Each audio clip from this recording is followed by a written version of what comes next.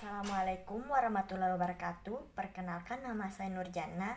Di sini saya akan menjelaskan secara singkat lahirnya IPS di Indonesia.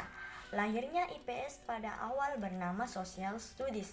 IPS dengan nama Social Studies pertama digunakan dalam kurikulum rugby di Inggris pada tahun 1827 dari Thomas Arnold. Direkrut sekolah adalah orang pertama yang berjasa memasuki IPS, Social Studies, ke dalaman kurikulum sekolah. 2. Saya akan membahas tentang dasar, fungsi, dan tujuan pendidikan. Mengenai pendidikan nasional, kita tahu dulu arti dari pendidikan nasional. Pendidikan nasional itu Indonesia pendidikan yang berdasarkan Pancasila dan Undang-Undang tahun 1945. Pendidikan nasional adalah pendidikan saling terkait secara terpadu untuk mencapai tujuan pendidikan nasional. Dan adapun dasar dan fungsi pendidikan nasional, yaitu pertama, pendidikan nasional berdasarkan Pancasila dan Undang-Undang Dasar Negara Republik Indonesia tahun 1945. Dan kedua, pendidikan nasional berfungsi mengembangkan kemampuan dan membentuk watak serta peradaban bangsa. Dan ketiga, adapun tujuan pendidikan nasional. Pendidikan nasional untuk mengembangkan potensi peserta didik menjadi yang beriman dan bertakwa kepada Tuhan Yang Maha Esa, berakhlak. Dan ketiga, ini juga mengenai pendidikan nasional, akan tetapi dalam membangun kecerdasan kehidupan bangsa. Beberapa persoalan strategis yang dampak saat ini terus menjadi perhatian para ahli dan pemikir pendidikan di tanah air, khususnya para ahli pendidikan yang terhimpun dalam organisasi profesi Ikatan Sarjana Pendidikan Indonesia.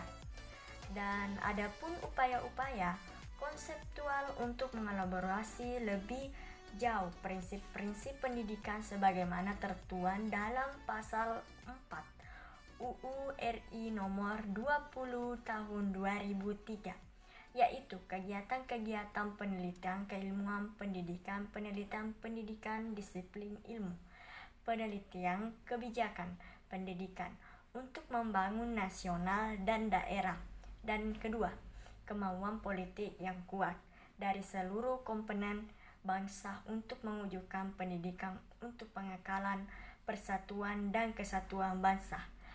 Dan selanjutnya, saya lagi menjelaskan pendidikan nasional dalam membangun kecerdasan kehidupan bangsa. Mengenai pendidikan nasional dalam membangun kehidupan bangsa, beberapa persoalan strategis yang sampai saat ini masih dalam perhatian para ahli dan pemikir pendidik di tanah air, khususnya para ahli pendidik yang terhimpun dalam organisasi profesi Ikatan Sarjana Pendidikan Indonesia. Adapun strategi pemikir dalam pendidikan nasional.